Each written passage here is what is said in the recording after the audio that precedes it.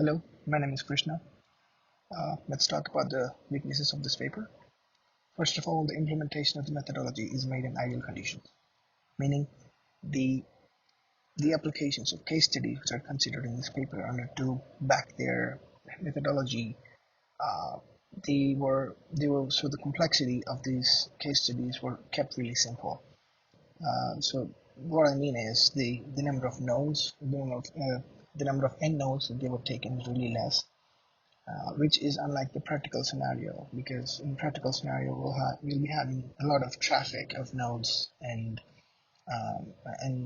it also might get a situation where we might need more number of routers and gateways, but uh, but those situations or cases were not considered in any of the case studies which they have taken for the study.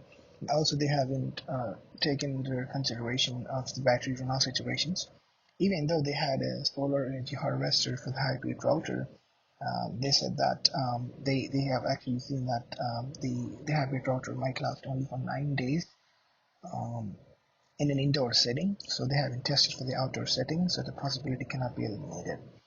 Also, in the low range wireless networks, the packet loss actually increases with increasing the range, but in this paper, the placement of hybrid rotor is made strategically so that they are always within the range, within the safe range, so that the packet loss is less. So, which we'll be seeing in the next slides, because the packet loss is really important factor to be considered. So if you increase the distance of the sensor node and the hybrid router, the packet loss can be huge, but then they've made the placement of the hybrid router such that um, the packet loss looks minimal. So they haven't considered this also.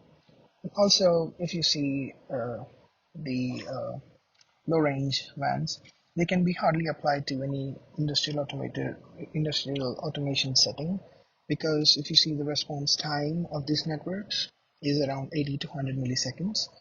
You can see in the table the comparison of RTT delay. So even if you take NMQTT protocol, it is still taking 83 milliseconds for QoS 1, quality of service 1. So uh, for example, in an application where you for an application like for example a payment gateway system where a unique OTP must be generated instantaneously and must be sent to the user very quickly, these kind of networks will not be of great use. So um, also, if you see that the installation of the edge gateway is not as flexible as the hybrid router, because the edge gateway needs the mains power supply. And for example, in a hospital application IoT setting, if the hospital loses power or any one part of the hospital which has these edge gateway connected loses power, so it would damage the entire system.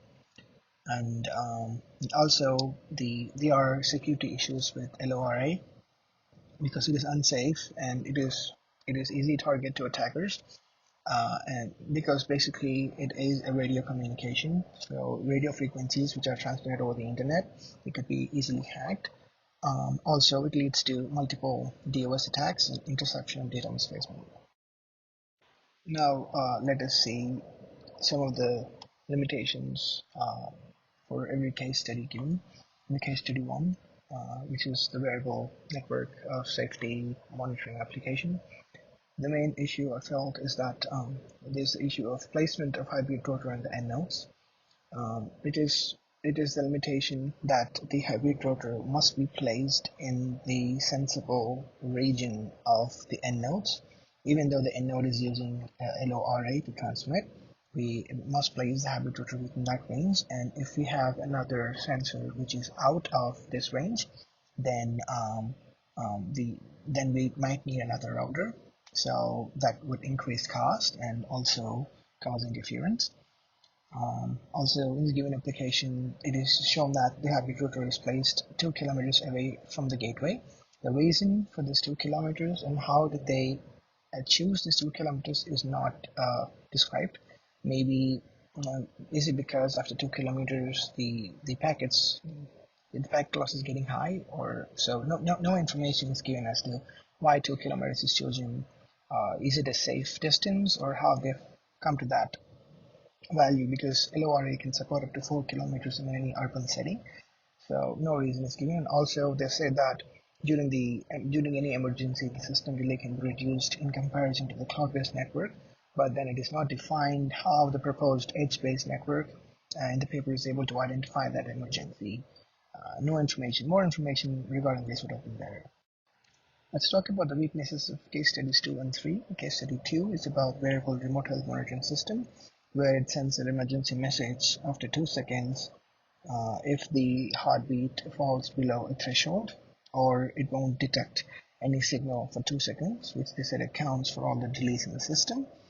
But however, it can so not detection of any signal for 2 seconds could also be because of the intermittency of the connection from the sensor module to the patient. So the design of sending an emergency message has to be revised.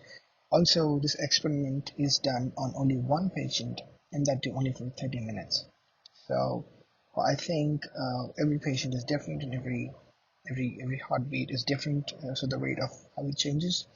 So I guess more patients must have been taken into consideration while doing this experiment, and must have been run at least for a few hours.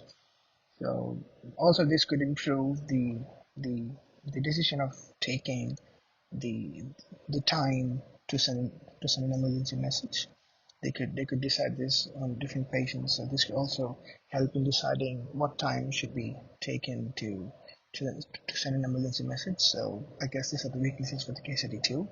And for the case study 3, which deals with the smart hospital for contact tracing and hand hygiene monitoring, it would have been better if more information would have given about the smart hand wash machine design and smart dispenser.